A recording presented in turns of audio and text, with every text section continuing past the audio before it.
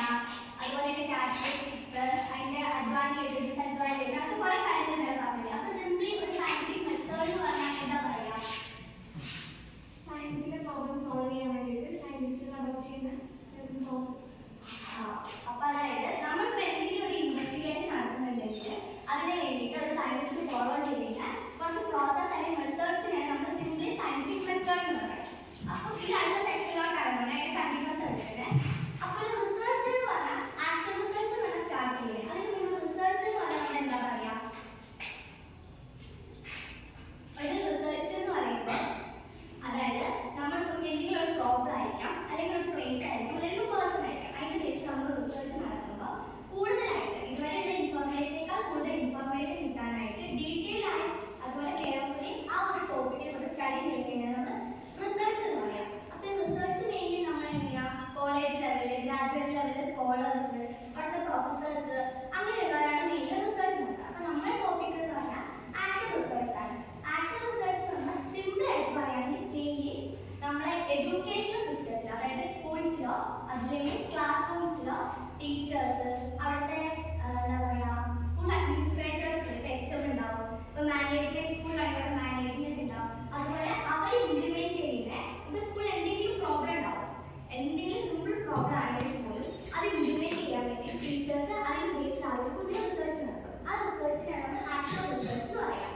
അപ്പോൾ ഒരു ആക്ഷൻ റിസർച്ചും ഒരു റിസർച്ചും തമ്മിൽ നമ്മൾ കമ്പയർ ചെയ്യുമ്പോൾ അതിന്റെ ഡിഫറൻസ് എന്തൊക്കെയായിരിക്കും? ഒരു റിസർച്ച് എന്ന് പറഞ്ഞാൽ നമ്മൾ പറഞ്ഞു നമ്മൾ ഗ്രാജുവേറ്റ് ലെവലിൽ പ്രൊഫസേഴ്സോ ടീച്ചേഴ്സോ നമ്മുടെ സ്കോളേഴ്സ് ഒക്കെ ചെയ്യുന്നതായിരിക്കും റിസർച്ച് എന്ന് പറഞ്ഞാൽ. ആ റിസർച്ച് എന്ന് പറയുമ്പോൾ എന്താ പറയുക നമ്മൾ കുറച്ചുകൂടെ വൈഡ് ഏരിയയിലായിട്ട് നടത്താം. പക്ഷെ ആക്ഷൻ റിസർച്ച് മെയിൻലി പറയാം നമ്മൾ എഡ്യൂക്കേഷണൽ സിസ്റ്റത്തിൽ ഒരു സ്കൂളിലോ അല്ലെങ്കിൽ ഒരു ക്ലാസ് റൂമിലോ എന്തെങ്കിലും പ്രോബ്ലം ഉണ്ടെങ്കിൽ അത് ഇമ്മീഡിയറ്റ് ആയിട്ട് ആക്ഷൻ എടുക്കാൻ വേണ്ടി ചെയ്യുന്ന ഒരു ചെറിയ റിസർച്ച് പ്രോസസ്സിനെ നമ്മൾ ആക്ഷൻ റിസർച്ച് എന്ന് പറയാം. ഇനി ഒരു റിസർച്ച് എന്ന് പറയുമ്പോൾ നമ്മൾ എങ്ങനെയാണ് അതിനെക്കുറിച്ച് ഡീറ്റെയിൽ ആയിട്ട് സ്റ്റഡി ചെയ്ത് ഒരു ഹൈപ്പോത്തസിസ് പ്രൊപ്പോസ് ചെയ്ത് അത് ട്രൂ ആണോ ഫോൾസ് ആണോ നമ്മൾ എന്താ ഡിറ്റർമൈൻ ചെയ്യാൻ പറ്റുക. പക്ഷേ ഈ ആക്ഷൻ റിസർച്ച് എന്ന് പറയുമ്പോൾ നമ്മൾ അതിനെ ആ ഒരു പ്രോബ്ലത്തിനെ നന്നായിട്ട് സ്റ്റഡി ചെയ്യും. എന്നിട്ട് അതിനെ എങ്ങനെ നമുക്ക് ഓവർകം ചെയ്യാനൊരു പ്ലാൻ ഉണ്ടാക്കും.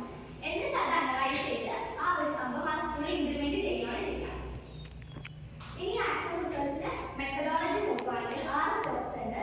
ഒന്നെന്ന് പറഞ്ഞാൽ ഐഡന്റിഫിക്കേഷൻ ഓഫ് പ്രോബ്ലം. അതായത് ഇപ്പോൾ നമുക്കൊരു എക്സാമ്പിൾ വെച്ചെടുക്കാം. ഒരു സ്കൂൾ നമ്മൾ എടുത്തുകഴിഞ്ഞാൽ അവിടുത്തെ വേസ്റ്റ് മാനേജ്മെന്റ് സിസ്റ്റം നല്ല രീതിയിലല്ല നടക്കുന്നതെങ്കിൽ അതെന്താവട്ടെ ടീച്ചർ ഇത് പറഞ്ഞു ഇന്നതാണ് അവിടുത്തെ പ്രോബ്ലം ഐഡന്റിഫൈ ചെയ്യും. അതിനുശേഷം ആ ഒരു പ്രോബ്ലത്തിനെ ആ സ്കൂളിലെ ടീച്ചർ ഡിഫൈൻ ചെയ്യുകയാണ്. നമ്മുടെ സ്കൂളിൽ ഇന്നൊരു പ്രോബ്ലം ഉണ്ട് എന്ന് പറഞ്ഞാൽ ഡിഫൈൻ ചെയ്യും. ഡിഫൈൻ ചെയ്തതിന് ശേഷം അടുത്ത 3ാമത്തെ പോയിന്റാണ് analysing the cause relevant to the problem. ആ ഒരു പ്രോബ്ലം ഇന്നതാണ് ഐഡന്റിഫൈ ചെയ്തു അതിനെ ഡിഫൈൻ ചെയ്തു. അതിനുശേഷം അതിന് കോസ് റിലവന്റ് കുറച്ച് റിലവന്റ് ആയിട്ടുള്ള കോസസും കൂടെ നമ്മൾ പറയണം. ഇപ്പോൾ ഒരു സ്കൂളിൽ എന്താ വേസ്റ്റ് മാനേജ് സിസ്റ്റം നല്ല രീതിയിലല്ല നടക്കുന്നത് എന്നുള്ളൊരു ടോപ്പിക്കാണ്. ആ ഒരു പ്രോബ്ലം ആണ് ടീച്ചർ അവിടെ ഐഡന്റിഫൈ ചെയ്തതെങ്കിൽ അതിനൊരു റിലവന്റ് ആയിട്ടുള്ള കോഴ്സ് ആ ടീച്ചർ പറയണം. അതായത് നമ്മുടെ സ്കൂളിലിപ്പം എന്താ ഡീഗ്രേഡബിൾ ബയോഡീഗ്രേഡബിൾ എന്ന് പറഞ്ഞിട്ട് സെപ്പറേറ്റ് ആയിട്ട് ഈ വേസ്റ്റ് മാനേജ്മെന്റ് ചെയ്യാൻ വേണ്ടിയിട്ട് ഒരു സിസ്റ്റം ഇല്ല. അങ്ങനെ ഒരു ടീച്ചർ അവിടെ പറഞ്ഞു കഴിഞ്ഞാൽ അതിൻ്റെ കൂടെ തന്നെ അതിനൊരു സൊല്യൂഷൻ പറയും. ഇപ്പം ഇങ്ങനെ ഓരോ സെക്ഷൻ ഇപ്പം സ്കൂൾ നോക്കുകയാണെങ്കിൽ LP UP high school higher secondary എന്ന് പറഞ്ഞ സെക്ഷൻ ഉണ്ട്. അവിടെ നമുക്ക് ഓരോ സെക്ഷനും സെപ്പറേറ്റ് ആയിട്ട് ബയോഡീഗ്രേഡബിൾ ഡീഗ്രേഡബിൾ എന്ന് പറഞ്ഞിട്ട് വേസ്റ്റ് മാനേജ്മെന്റ് ചെയ്യാൻ വേണ്ടിയിട്ടുള്ള ബാസ്കറ്റ്സ് നമുക്ക് സ്ഥാപിക്കാം. അങ്ങനെ ഒരു സൊല്യൂഷനിലേക്ക് എത്തിച്ചെത്തും.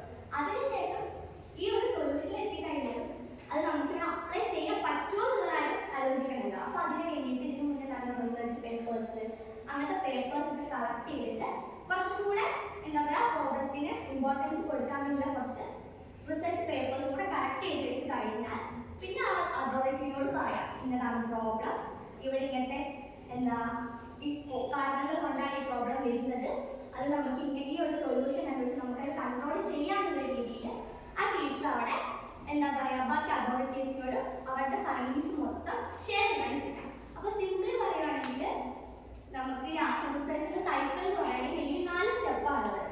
4 സ്റ്റെപ്പ് എന്ന് പറയുമ്പോൾ ഫസ്റ്റ് പ്ലാൻ ചെയ്യുക എന്താണുള്ളത്.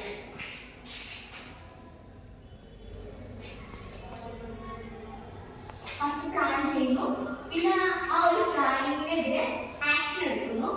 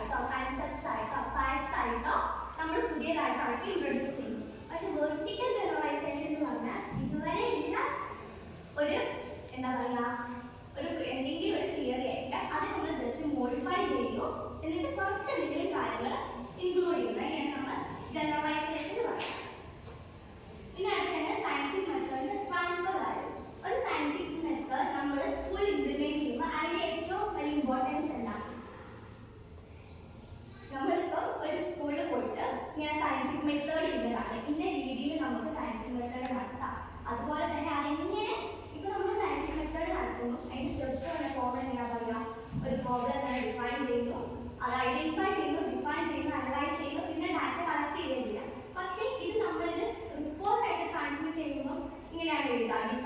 Identify the problem, define the problem എന്ന് പറഞ്ഞല്ല എഴുതുക. അത് നമ്മൾ എഴുതുന്ന സ്റ്റെപ്പുകളാണ്. നമ്മൾ ഗ്രാജുവേറ്റ് ലെവലിലൊക്കെ ആകുമ്പോൾ റിസർച്ച് റിപ്പോർട്ടിൻ്റെ ഫോർമാറ്റിൽ എഴുതാം. പക്ഷേ സ്കൂളിൽ പോയി കഴിഞ്ഞാൽ നമുക്ക് ഈ റിസർച്ച് റിപ്പോർട്ടിൻ്റെ ഫോർമാറ്റിൽ അവിടെ പറഞ്ഞു കൊടുക്കാൻ പറ്റില്ല.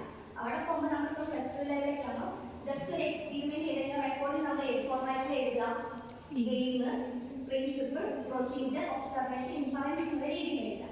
അപ്പോൾ നമ്മളൊരു സയന്റിഫിക് മെത്തേഡ് ഒരു സ്കൂളിൽ പോയിട്ട് എന്താ പറയുക കുട്ടികൾക്ക് പറഞ്ഞു കൊടുക്കുമ്പോൾ പറഞ്ഞു കൊടുക്കുന്ന ചെയ്യേണ്ട മെത്തേഡും അതെങ്ങനെ റെക്കോർഡ് ചെയ്യാനുള്ള രീതിയും എന്താ ആ സ്റ്റുഡൻസിന് ഇപ്പോൾ 10ാം ക്ലാസ് വരെ അവർക്ക് മനസ്സിലാവുന്ന രീതിയും അതുപോലെ തന്നെ അവർക്ക് എന്താ ഡെയിലി ലൈഫിൽ ഇംപ്ലിമെന്റ് ചെയ്യാൻ പറ്റുന്ന രീതിയിലും ആയിരിക്കണം. ഇനിയിപ്പോൾ അടുത്തത് technical aspects of scientific method. അതിൽ 6 ഏഴുണ്ട്. ഫസ്റ്റത്തേന്ന് പറഞ്ഞാൽ കളക്ഷൻ ഓഫ് ഡാറ്റ, പിന്നെ ഒബ്സർവേഷൻ, പിന്നെ ആർട്ടിഫിഷ്യൽ ഒബ്സർവേഷൻ, പിന്നെ സാമ്പിളിംഗ്, വേരിയബിൾസ്, അതുപോലെ റെക്കോർഡിംഗ് ആൻഡ് റിപ്പോർട്ടിംഗ് ഡാറ്റ, പിന്നെ ഒരു റിസർച്ച് റിപ്പോർട്ടിന്റെ ജനറൽ ഫോർമാറ്റ്. അതിൽ ഫസ്റ്റ് നമ്മൾ കളക്ഷൻ ഓഫ് ഡാറ്റ. നമ്മളിപ്പോൾ ഒരു പ്രോബ്ലം ഉണ്ടെന്ന് ഐഡന്റിഫൈ ചെയ്യും. അതിനുശേഷം നമ്മൾ എന്താ ചെയ്യുക, അതിനെ കുറച്ച് ഡാറ്റ കളക്ട് ചെയ്യും. ഈ കളക്ട് ചെയ്യുന്ന ഡാറ്റ എന്ന് പറഞ്ഞാൽ നമ്മളിപ്പം ഈ ബുക്സിൽ റെഫർ ചെയ്തിട്ടായിരിക്കും, ആർട്ടിക്കിൾസ് റെഫർ ചെയ്തിട്ടായിരിക്കും, ജേർണൽസ് റെഫർ ചെയ്തിട്ടായിരിക്കും. അതുപോലെ തന്നെ നമ്മൾ പ്ലേസോ അല്ലെങ്കിൽ പേഴ്സണെ ഡയറക്റ്റ്ലി അവരെ കോൺടാക്ട് ചെയ്തിട്ടായിരിക്കും നമ്മൾ കളക്ട് ചെയ്യുക. അതുകൊണ്ട് തന്നെ കളക്ഷൻ ഓഫ് ഡാറ്റ നമ്മൾ 2 ടൈപ്പ് ഉണ്ട്. പ്രൈമറി ഡാറ്റ ഉണ്ട്, സെക്കൻഡറി ഡാറ്റ. പ്രൈമറി ഡാറ്റ എന്ന് പറയുമ്പോൾ എന്തായിരിക്കും, നമ്മുടെ ഡയറക്റ്റ് ആ പ്ലേസിലോ അല്ലെങ്കിൽ ആ ഒരു പേഴ്സണെ വിസിറ്റ് ചെയ്ത് ഡയറക്റ്റ്ലി ആ റിസർച്ചർ കളക്ട് ചെയ്ത ഡാറ്റയാണ് നമ്മൾ പ്രൈമറി ഡാറ്റ എന്ന് പറയുക. സെക്കൻഡറി ഡാറ്റ എന്ന് പറയുമ്പോൾ ഒരാൾ കളക്ട് ചെയ്ത ഡാറ്റ ആയിരിക്കും. അപ്പോൾ ബുക്കിലായിരിക്കാം, ചിലപ്പോൾ ജേർണൽസിലായിരിക്കാം, ആർട്ടിക്കിൾസിലായിരിക്കാം. അതിൽ നിന്ന് നമ്മൾ കളക്ട് ചെയ്യുന്ന ഡാറ്റയാണ് സെക്കൻഡറി ഡാറ്റ എന്ന് പറയുന്നത്. ഇനി അടുത്തതാണ് ഒബ്സർവേഷൻ. അപ്പോൾ ഏതൊരു റിസർച്ചിനും ഏറ്റവും ഇമ്പോർട്ടൻ്റ് ആയിട്ടുള്ള സ്റ്റെപ്പാണ് ഒബ്സർവേഷൻ എന്ന് പറഞ്ഞാൽ. അതിപ്പോൾ നമുക്കൊരു ഐഡിയ ഉണ്ട്, ഇന്നതാണ് പ്രോബ്ലം. പക്ഷെ ആ പ്രോബ്ലം ഡയറക്റ്റ് പോയി നമ്മൾ കണ്ട് മനസ്സിലാക്കിയാൽ അത് എത്രത്തോളം അതിൻ്റെ വ്യാപ്തി ഉണ്ട് എന്നുള്ളത് നമുക്ക് കൂടുതലായിട്ട് എങ്ങനെ അതിവിടെ ആ പ്രോബ്ലം എന്താണെന്ന് മനസ്സിലാക്കാൻ തിങ്ക് ചെയ്യാൻ നമുക്ക് പറ്റുള്ളൂ.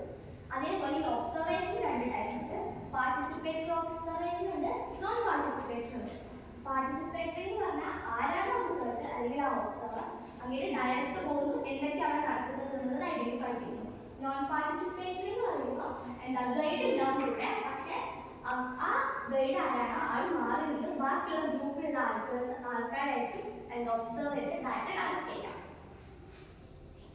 ഇനി ആർട്ടിഫിഷ്യൽ ഒബ്സർവേഷൻ അല്ലെങ്കിൽ എക്സ്പെരിമെന്റ്. അതായത് ഒരു എക്സ്പെരിമെന്റ് എന്ന് പറയുന്നത് സിംപിൾ എന്താ പറയുക, ഒരു കൺട്രോൾഡ് കണ്ടീഷനിൽ നമ്മൾ പ്രൊവൈഡ് ചെയ്തിട്ട് ചെയ്യുന്ന ഒബ്സർവേഷനാണ് നമ്മൾ എന്താ ആർട്ടിഫിഷ്യൽ ഒബ്സർവേഷൻ എന്ന് പറയാം. ഇനി ഒരു ഒബ്സർവേഷനും ഒരു എക്സ്പെരിമെന്റും തമ്മിലുള്ള ഡിഫറൻസ് എന്തായിരിക്കും?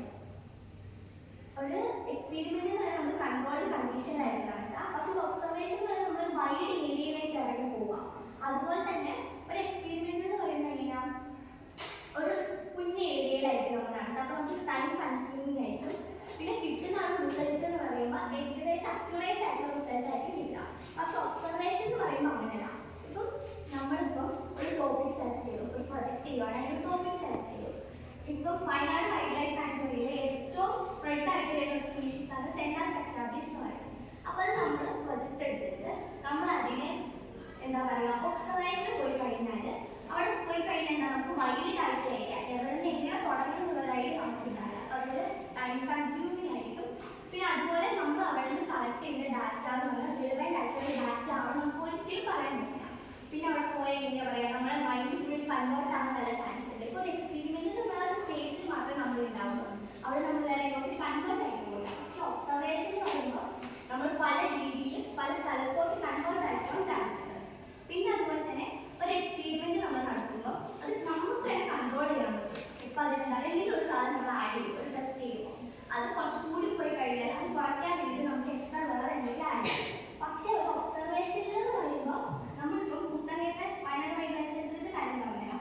അവിടെയാണ് നമ്മളിപ്പോൾ പ്രൊജക്ട് ചെയ്യാൻ പോകണമെങ്കിൽ ഇന്ന് നമ്മൾ കളക്ട് ചെയ്ത ഡാറ്റ നമ്മൾ റെക്കോർഡ് ചെയ്ത് കഴിഞ്ഞാൽ ഒരു 1-1.5 മാസം കഴിയുമ്പോൾ അതേപോലെ ആയിരിക്കും അവിടെ ഉണ്ടാവുക. ഒരു നേച്ചറിൽ നടക്കുന്ന പ്രോസസ്സ് ആയതുകൊണ്ട് തന്നെ അത് ഓട്ടോമാറ്റിക്കലി ചേഞ്ച് ചെയ്യാൻ ചാൻസ് ഉണ്ട്.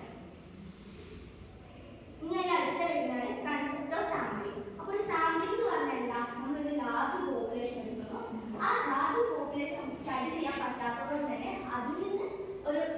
സ്മോൾ പോർഷൻ എടുത്തിട്ട് ആ സ്മോൾ പോർഷനിലാണ് നമ്മൾ എൻ്റെ സ്റ്റഡി നടക്കുക. അതിനാണ് നമ്മൾ സാമ്പിളിംഗ് എന്ന് പറയുക. അതേപോലെ വേരിയബിൾസ്, ഏത് എക്സ്പെരിമെൻ്റ് ആയിക്കോട്ടെ എന്തൊരു പ്രോസസ്സിലും ചേഞ്ച് വരുത്താൻ കഴിവുള്ള ആ ഒരു എന്താ പറയുക എന്തൊരു സാധനമായാലും അതിന് നമ്മൾ വേരിയബിൾസ് എന്ന് പറയും.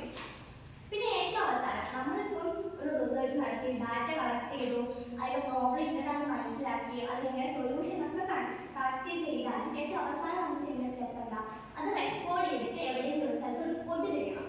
അപ്പം അത് റെക്കോർഡ് ചെയ്യാൻ നമുക്കൊരു ഫോർമാറ്റ് ഉണ്ട്. ഫസ്റ്റ് നമ്മൾ ഡാറ്റ റെക്കോർഡ് ചെയ്യുന്നു. റെക്കോർഡ് ചെയ്യാന്ന് പറഞ്ഞാൽ നമ്മൾ ഇതുവരെ കിട്ടിയ ഡാറ്റ മൊത്തം നമ്മൾ റെക്കോർഡ് ചെയ്ത് അത് റെക്കോർഡ് ചെയ്യുമ്പോൾ ഇനി വേറൊരാൾക്ക് അതിൻ്റെ ബാക്കിയായിട്ട് എന്ത് സ്റ്റഡി ചെയ്യണമെങ്കിൽ ഫസ്റ്റോടെ കാണേണ്ട, നമ്മൾ എവിടെ വെച്ചാണ് സ്റ്റോപ്പ് ചെയ്ത് അതിൻ്റെ ബാക്കിയായിട്ട് അയാൾക്ക് എന്താ സ്റ്റാർട്ട് ചെയ്യണം. അതേപോലെ തന്നെ ഈ ഡാറ്റ റെക്കോർഡ് കഴിഞ്ഞാൽ നമ്മളിപ്പോൾ ഒരു പ്രൊജക്റ്റ് ആണ് ചെയ്യുന്നത്, നമ്മൾ ഡാറ്റ സബ്മിറ്റ് ചെയ്യുക, നമ്മൾ എസ്ഒഡിക്ക് സബ്മിറ്റ് ചെയ്യുക. അതേപോലെ അവർക്ക് സ്പെസിഫിക് ആയിട്ടുള്ള അതോറിറ്റിയിൽ അത് റിപ്പോർട്ട് ചെയ്യുകയും കൂടെ ചെയ്യണം.